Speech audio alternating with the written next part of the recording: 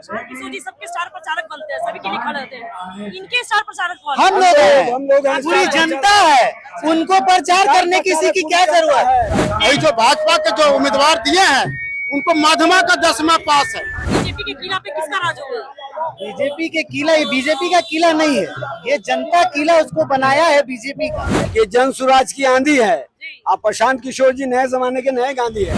ये जनता का पूरा बदलाव का मन हो चुका है। सर क्या नाम हुआ आपका? मोहम्मद शाहिद खान। सर आपको क्या लगता है बीजेपी के किला पे किसका राज होगा? बीजेपी के किला, ये बीजेपी का किला नहीं है, ये जनता किला उसको बनाया है बीजेपी का। जनता ने किला बनाया, बीजेपी को दिया था। अब जनता यहाँ पूरा समझ गई है, सोच ली है कि जनता को जो दिया हुआ किला बीजेपी का किला ढाना है, इस बार ढा देना है। और आदरणीय प्रशांत जी को, जन स्वराज को इस बार किसी भी हाल में यहाँ लाना है। ये जनता का पूरा बदलाव का मन हो चुका है। अब इस बदलाव को जनता को कोई बदल नहीं सकता है। आप देख सकती हैं पूरे यहाँ जन स्वराज के पूरे प्रचारक खड़े हैं और जो जन आदरणीय प्रशांत किशोर जी है उनको प्रचार की जरूरत नहीं है। हम लोग खुद जो है उनके प्रचारक हैं, पब्लिक है, जनता है, ये लोग हैं। इनको प्रचार करने की या किसी की जरूरत नहीं है। हम लोग उनके लिए खड़े हैं, जनता खड़ी है। लंबा टाइम से बसे हुए हैं बीजेपी का किला, वहाँ एक लंबा समय से तो जनता ने बना के रखा है ना, तो इस बार जनता का बदलाव है, तो जनता से बढ़कर कौन है? जनता इस बार जन स्वराज आदरणीय प्रशांत जी को चुन लिया है और उनको सत्ता में बैठाने का पूरा मन बना लिया है। उसको कोई छीन नहीं सकता, उसको कोई डाल नहीं सकता है। सुना ही है ना कि जन स्वराज की आंधी है। आप प्रशांत किशोर जी नए जमाने के नए गांधी है। जो आपको देखने को मिला होगा आज से 40 साल पहले कि गांधी फैमिली से कोई लड़ता था, इंदिरा गांधी का कोई कैंडिडेट होता था कांग्रेस की, तो उस वक्त देखिए यादव, भूमिहार, राजपूत, ब्राह्मण, बैकवर्ड सारे लोग मिलके इकट्ठा वोट किया करते थे।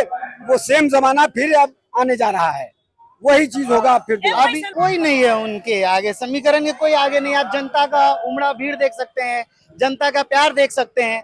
जनता ही 35 साल से भाजपा ही को गढ़ बना के रखा हुआ है।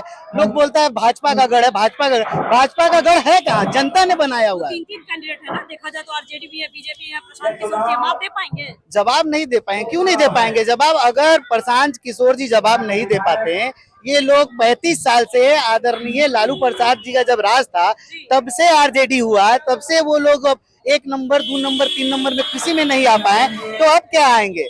प्रशांत जी आए हैं तो लोग बोलते हैं 3 नंबर के हैं, 2 नंबर के हैं। मतलब युवाओं के भविष्य प्रशांत किशोर जी देखे जा सकते हैं। युवा के प्रशांत, आदरणीय प्रशांत जी, आप एक ऐसे नेता हैं जो रोजगार के बात करते हैं, जो पलायन के बात करते हैं, जो शिक्षा के बात करते हैं। बाकी के नेता कहाँ बात कर रहे हैं? वो रोजगार छीनने की बात कर रहे हैं, शिक्षा छीनने की बात कर रहे हैं, जवान को बिन बोले गोली मार दे रहे हैं, गमछा देख के गोली मार रहे हैं।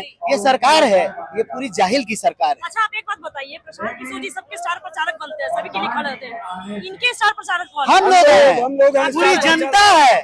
उनको प्रचार करने किसी की क्या जरूरत है? लोगों को उनको जरूरत होगा, उनकी जरूरत पब्लिक है और पब्लिक साथ में है उनके। अच्छा भाई साहब आप एक सवाल क्वेश्चन बोले कि बीजेपी का गढ़ है। मैं आपके माध्यम से जनता को भी कहना चाहता हूँ, ये बीजेपी का गढ़ नहीं, क्योंकि इसके पहले बांकीपुर में कोई कैंडिडेट आया ही नहीं था उनके विपक्ष में। विपक्ष लड़ती थी डमी उम्मीदवार थे। अभी सबसे तेज तरार, अभी बांकीपुर में सबसे तेज तरार प्रशांत किशोर जी हैं। यही जो भाजपा के जो उम्मीदवार दिए हैं उनको माध्यमा का 10वां पास है। मध्यमा जानते हैं, संस्कृत विद्यालय से होता है मध्यमा, वो मैट्रिक भी पास नहीं है। जैसे आप सम्राट चौधरी को क्या कहते हैं सम्राट चौधरी 7वां फेल है, वैसे ये 10वां फेल है। तो है ही, क्योंकि वो तो आरजेडी का, बीजेपी का वो है ही कहीं, वो बीजेपी का मुख्यमंत्री है ही नहीं, वो तो आरजेडी का कैंडिडेट है। एक थोपा गया है बीजेपी को बना के, इसीलिए बीजेपी वाले पूरे कार्यकर्ता नाखुश है।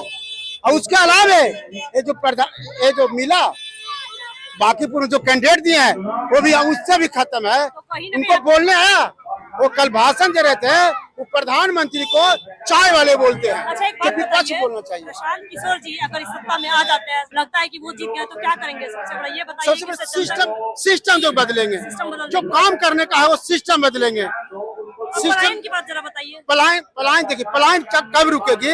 1-2 साल में पलायन रुकने वाला नहीं है।